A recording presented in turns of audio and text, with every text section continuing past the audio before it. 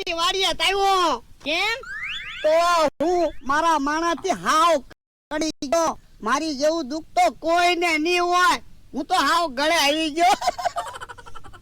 ઓ બાપા, ખોટા નાટક શું કરે? તારા માણસ વગર ઘડી કે હાલતું તો નથી. આ ઈ વાત હાચી, પણ હવે તો હું હાવ થાકી ગયો.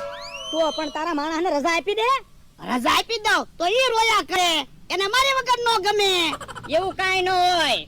તો જોયાવો જાવ મારી વાડીએ. ઈ બેઠો બેઠો રોતો હશે. જાતો જમરૂક જોઈ આય તો એ હારું. ઓકે હા, થોડાક દી હું તારી વાડીએ રાખ. ઈ ભલે એકલો રહેતો, રોયા કરે કે નહીં? હાતે રે ને, અમે ક્યાં ના પાડવી. ઈ ક્યાં રોવે? બેઠો બેઠો સિંગ પાક ખાય. હે, એવું છે? હા, ઉભા રહેતો.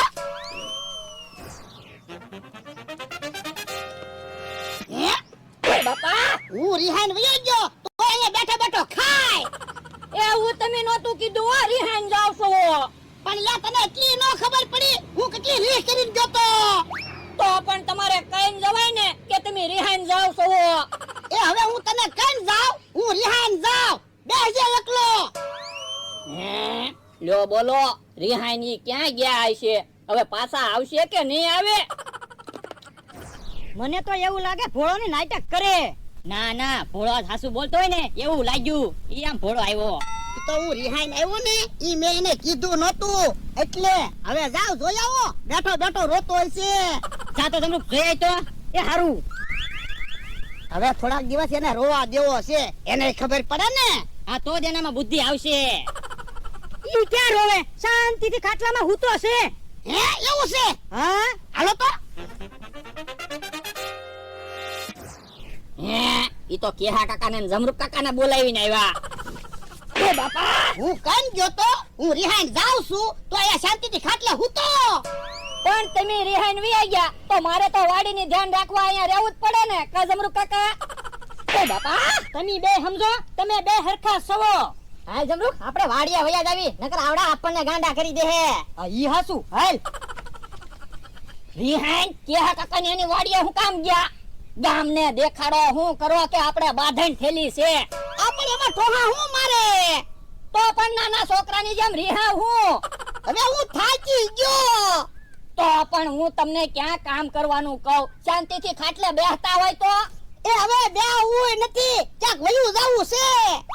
તો પણ થોડાક દિવસ ક્યાંક મહેમાન ગતિ આવ્યા જાવ. એ મહેમાન ગતિએ નથી જાવું, ક્યાંક જંગલમાં વયું જાવું છે. તો ઈ તો તમારો વિચાર કહેવાય. એમાં હું કહી શકું? તમે શેઠ કહેવાય.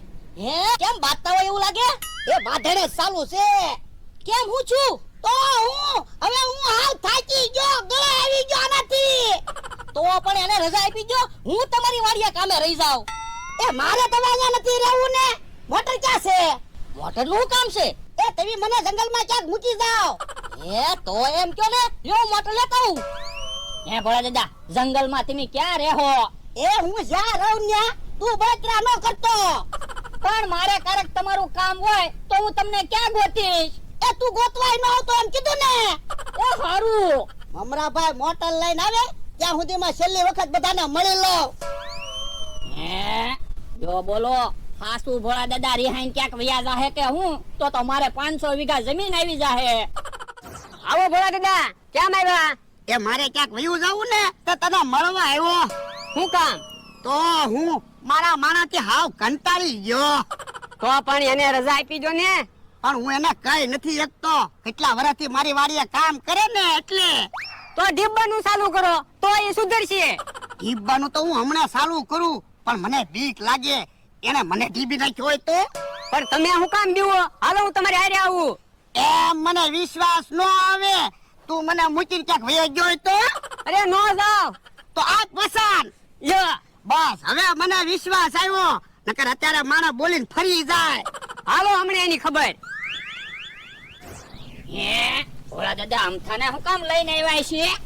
ઓય, ભોળા દાદા હું કામ હેરાન કરે? હું ક્યાં એને હેરાન કરું?